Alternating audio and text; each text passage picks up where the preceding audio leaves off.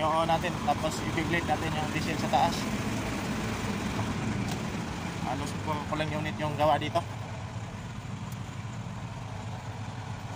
I-blade natin sa taas. On na po natin. Nakasangkat tayo dito sa taas. Lang may lock.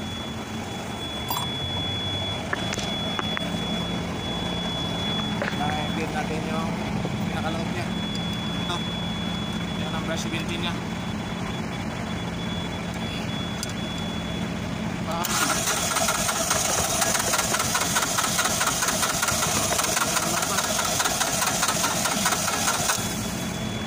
Blade po yung dalawang linya.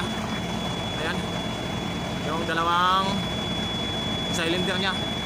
I-blade natin para magtuloy yung andar. Nabuksan ko na yan. Ayan, hindi ako nakadala ng number 10. Okay lang. Kaya inangat ko lang. Titipan ko. Ayan. Hold. Up. Ayan, nakandang natin. Ayan. Pwede lang po yung kulang tuloy lang.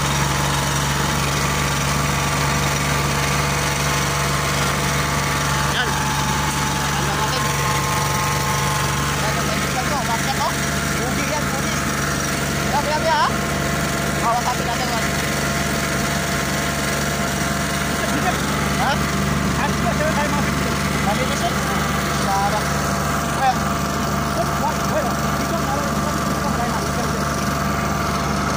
napandang po natin. Tingnan natin sa baba. Nasa taas kami. Bababa tayo. Diesel pa?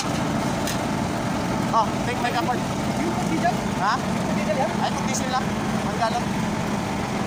Take that, total. We have diesel pump at last post. Yeah, this one not working before I try. Okay. Let's changing. Total, new one. Ayan, napandang natin. Lagyan natin ng diesel at saka biniblade natin sa taas.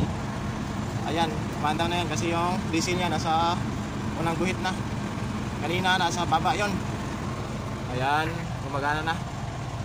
So hanggat dyan lang muna tayo. Don't forget to subscribe and share and hit the notification bell para update kayo sa mga video na gagawin ko.